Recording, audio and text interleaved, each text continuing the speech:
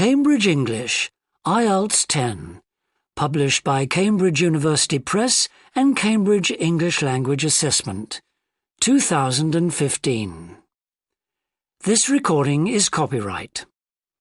CD1. Test 1. You will hear a number of different recordings and you will have to answer questions on what you hear. There will be time for you to read the instructions and questions, and you will have a chance to check your work. All the recordings will be played once only.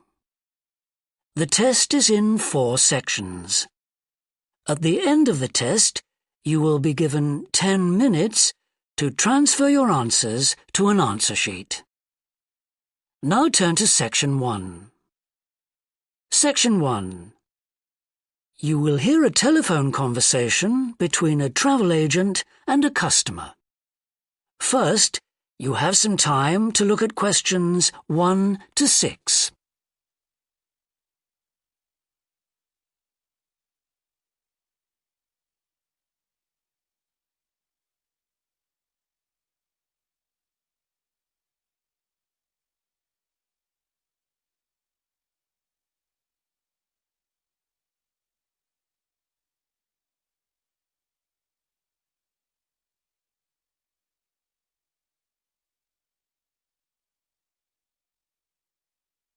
You will see that there is an example that has been done for you.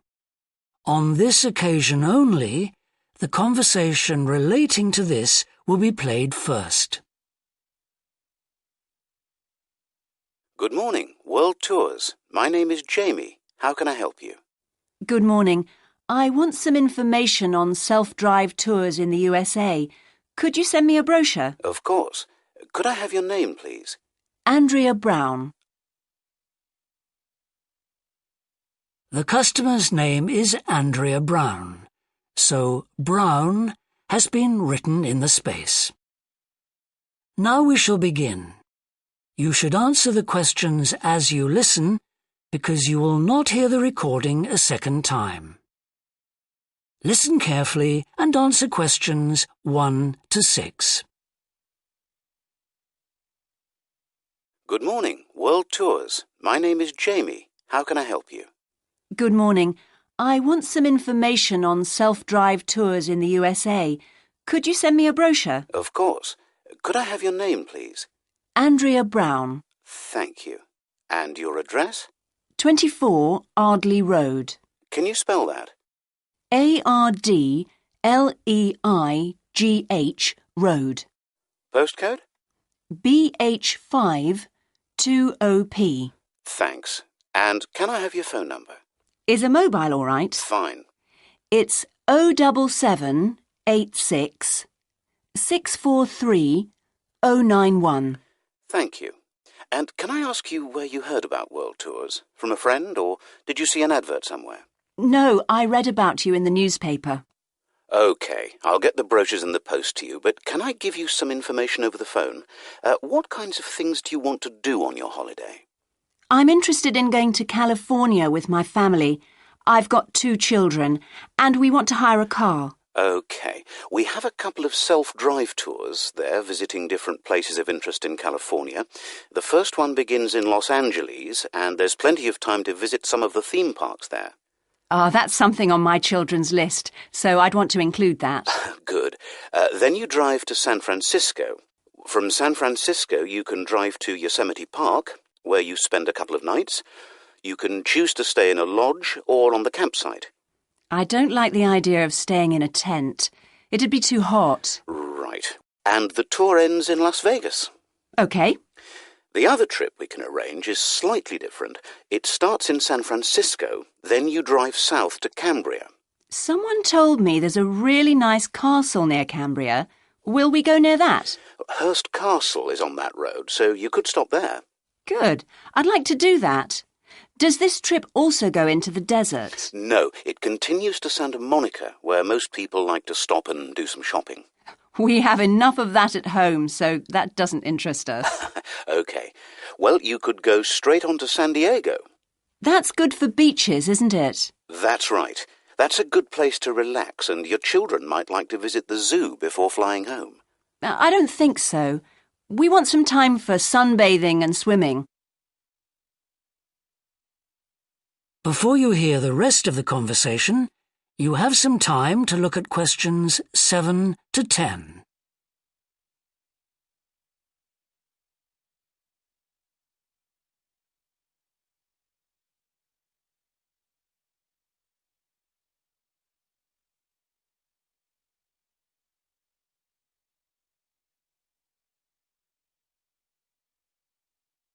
Now listen and answer questions 7 to 10. So, how many days are the trips and how much do they cost? The first one I told you about is a self-drive tour through California, which lasts 12 days and covers 2,020 kilometres. The shortest journey is 206 kilometres and the longest is 632 kilometres. The cost is £525 per person. That includes accommodation, car rental and a flight, but no meals. OK. And the other trip? That lasts 9 days, but you spend only 3 days on the road. You cover about 980 kilometres altogether. So is that cheaper then? Yes, it's almost £100 cheaper. It's £429 per person, which is a good deal. So that covers accommodation and car hire. What about flights? They aren't included, but these hotels offer dinner in the price. OK. Well, thank you very much. I'll be in touch when I've had a chance to look at the brochure. I'm pleased to help. Goodbye. Goodbye. That is the end of section 1. You now have half a minute to check your answers.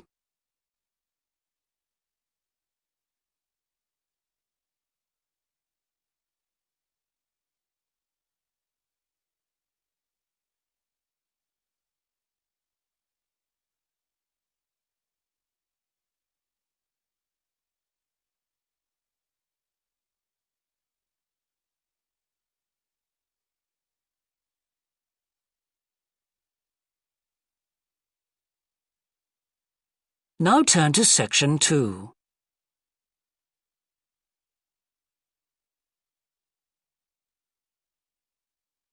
Section 2. You will hear a fitness manager of a leisure club talking to some new members. First, you have some time to look at questions 11 and 12.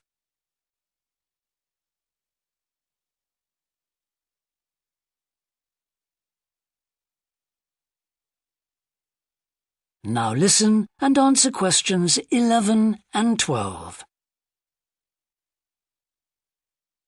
On behalf of LP Clubs, I'd like to welcome you all here today. My name's Sandy Fisher, and I'm one of the fitness managers here. Before we start our tour of the club, I'll just run through some basic information about the facilities we have here, including recent improvements, and explain the types of membership available. Our greatest asset is probably our swimming pool, which at 25 metres isn't Olympic-sized, but now we've expanded it to 8 lanes, it's much wider. This means there are rarely more than a couple of people at a time in each lane. Unfortunately, there isn't space for an outdoor pool here, but the glass roof on the swimming pool is partly retractable, which means you can enjoy something of the open-air experience on warmer days. Our recently refurbished fitness suite has all the latest exercise equipment, including 10 new running machines and a wide range of weight training machines. Each member is given full training in how to operate the equipment, and there is always a trainer on duty to offer help and advice. Although we do have adult-only times after 6 and at certain times at weekends, children are well catered for. Older children continue to benefit from a wide range of tuition, anything from trampolining to yoga. Before you hear the rest of the talk, you have some time to look at questions 13 to 20.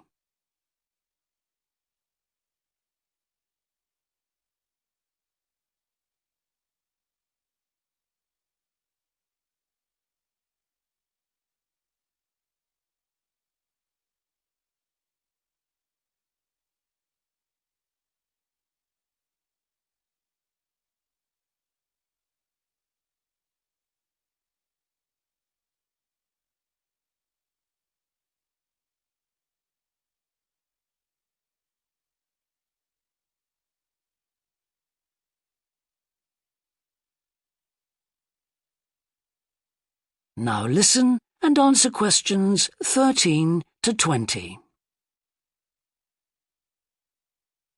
One thing all our members appreciate about us is that we take very good care of them. This starts on day 1 with your personal assessment. You are asked to fill in a questionnaire giving details of any health problems. One of our personal trainers will then go through this with you. The trainer will then take you through the safety rules for using the equipment in the fitness suite. During your next exercise session, a personal trainer will work with you to make sure you understand these. It's very important to do this because we really do want to avoid having any sports injuries. There's a lot more to looking after yourself than simply lifting weights. At the end of the personal assessment, the trainer will draw up a plan outlining what you should try to achieve within a 6-week period. This will then be reviewed at the end of the 6 weeks. Now, I'll just quickly run through the types of membership we have available. All members must pay a joining fee of £90 in addition to the rates for the monthly membership fees. Gold membership entitles you to free entry at all LP clubs. There are now LP clubs in all major cities and towns, so if you travel a lot, this will be a great advantage. Individual gold membership costs £50 a month, and joint membership for you and your partner will cost £75. Premium membership is for professional people whose work commitments make it difficult for them to use the club during the day, and so LP gives booking preferences to Premier members at peak times. This means you'll find it easier to book the sessions at times that suit you. Reciprocal arrangements with other LP clubs are available to Premier members. Premier membership is for individuals only, but you'll be sent passes for guests every month. The monthly fee is £65. You don't have to have any special clothes or equipment when you visit the club. We provide robes and hairdryers in the changing rooms, but it's very important to remember your photo card because you won't be able to get in without it. For people who aren't working during the day,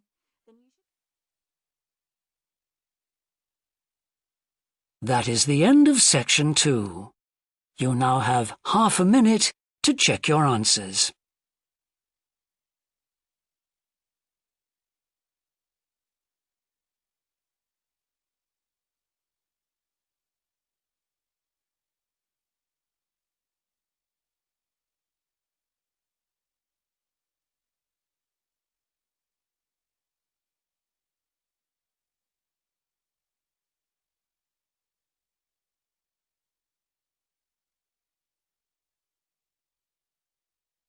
Now turn to section 3.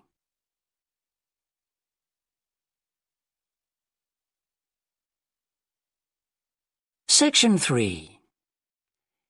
You will hear a student called John talking to a professor about a design competition he is entering. First, you have some time to look at questions 21 to 25.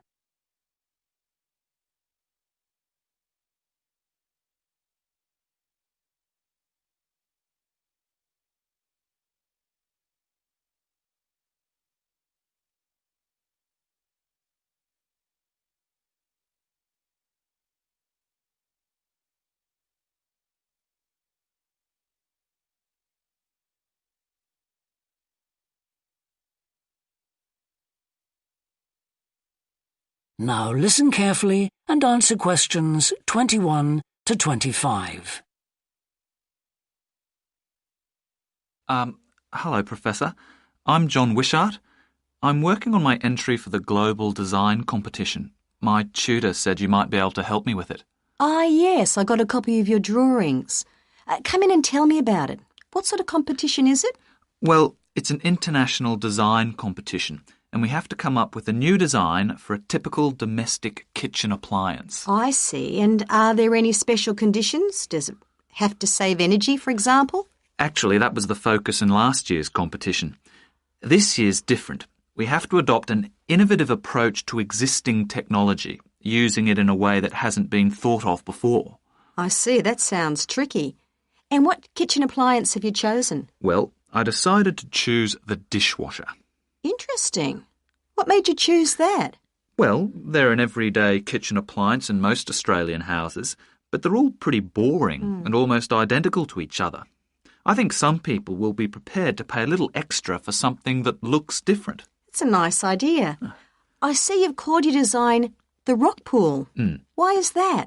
Basically because it looks like the rock pools you find on a beach. The top is made of glass so that you can look down into it. And there's a stone at the bottom.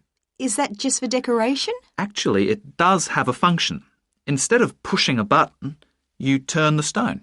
So it's really just a novel way of starting the dishwasher. That's right.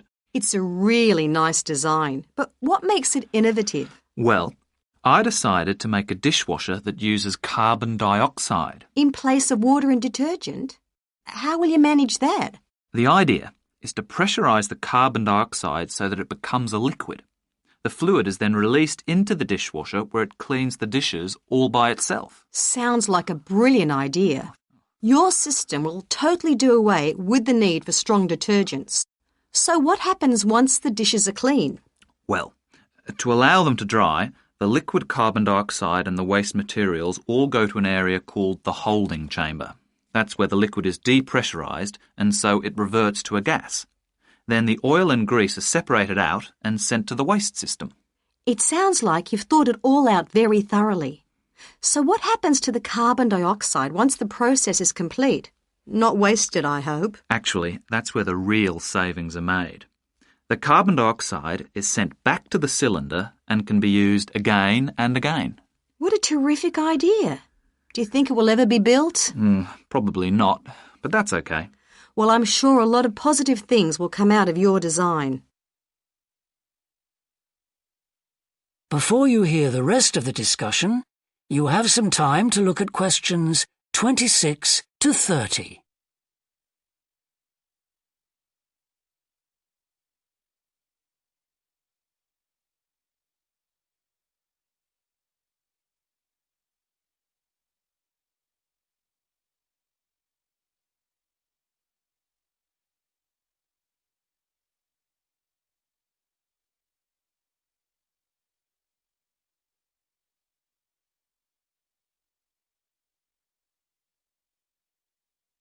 Now listen and answer questions 26 to 30. Now, you seem to have thought about everything, so what exactly did you need me to help you with? Well, my design has made it to the final stage of the competition, and in a few months' time I have to give a presentation, and that's the part I was hoping you could help me with. Right, well, that should be easy enough. What have you managed to do so far? Well, I've got detailed drawings to show how it will work, and I've also written a 500-word paper on it. I see. Well, if you want to stand a good chance of winning, you really need a model of the machine. Yes, I thought I might, but I'm having a few problems. What's the main difficulty so far? Let me guess. Is it the materials? Yes. I want it to look professional, but everything that's top quality is also very expensive. Look, projects like this are very important to us. They really help lift our profile. So why don't you talk to the university about a grant? Oh. I can help you fill out the application forms if you like. Oh, that would be great. You'd better show me this paper you've written as well. For a global competition such as this, you need to make sure the technical details you've given are accurate and thorough. Oh, that would be a great help. Is there anything else I can do? Well, I'm really nervous. That is the end of section 3. You now have half a minute to check your answers.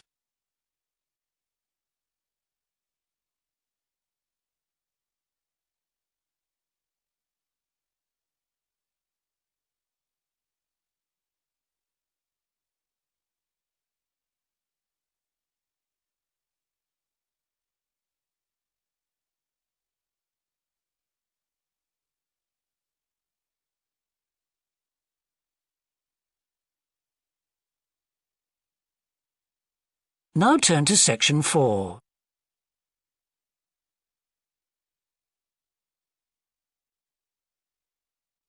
Section 4. You will hear a university lecture about an endangered bear in British Columbia, Canada, known as the spirit bear. First, you have some time to look at questions 31 to 40.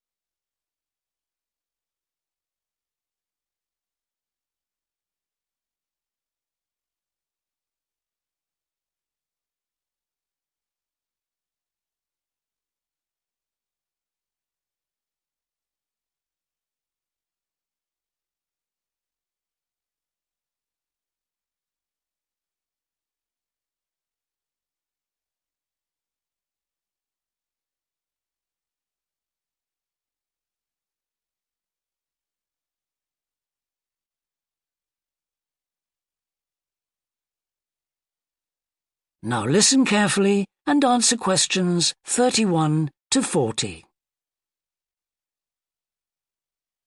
Today, we continue our series on ecology and conservation with a look at a particularly endangered member of the black bear family. 1 in 10 black bears is actually born with a white coat, which is the result of a special gene that surfaces in a few. Local people have named it the spirit bear, and according to the legends of these communities, its snowy fur brings with it a special power. Because of this, it has always been highly regarded by them, so much that they do not speak of seeing it to anyone else. It is their way of protecting it when strangers visit the area. The white bear's habitat is quite interesting. The bear's strong relationship with the old-growth rainforest is a complex one. The white bear relies on the huge, centuries-old trees in the forest in many ways. For example, the old-growth trees have extremely long roots that help prevent erosion of the soil along the banks of the many fish streams. Keeping these banks intact is important because these streams are home to salmon, which are the bear's main food source. In return, the bear's feeding habits nurture the forest. As the bears eat the salmon, they discard the skin and bones in great amounts on the forest floor, which provide vital nutrients. These produce lush vegetation that sustains thousands of other types of life forms, from birds to insects and more. Today, the spirit bear lives off the coast of the province of British Columbia on a few islands. There is great concern for their survival, since it is estimated that less than 200 of these white bears remain. The best way to protect them is to make every effort to preserve the delicate balance of their forest environment. In other words, their ecosystem.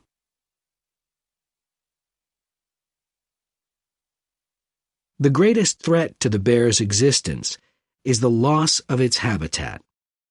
Over many years, logging companies have stripped the land by cutting down a large number of trees. In addition, they have built roads which have fractured the areas where the bear usually feeds, and many hibernation sites have also been lost. The logging of the trees along the streams has damaged the places where the bears fish. To make matters worse, the number of salmon in those streams is declining because there is no legal limit on fishing at the moment. All these influences have a negative impact on the spirit bear's very existence, which is made all the more fragile by the fact that reproduction among these bears has always been disappointingly low. And so, what's the situation going forward? Community organizations environmental groups, and the British Columbia government are now working together on the problem. The government is now requiring logging companies to adopt a better logging method, which is a positive step. However, these measures alone may not be sufficient to ensure a healthy population of the spirit bear in the future. Other steps also need to be taken. While it is important to maintain the spirit bear's habitat, there also needs to be more emphasis on its expansion. The move is justified as it will also create space for other bears that are losing their homes to damage. That is the end of section 4. You now have half a minute to check your answers.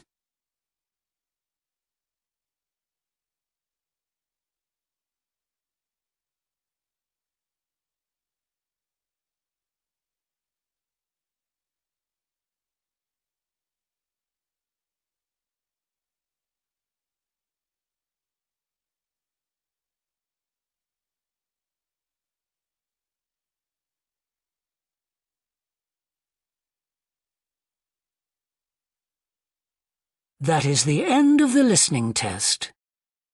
In the IELTS test, you would now have 10 minutes to transfer your answers to the answer sheet.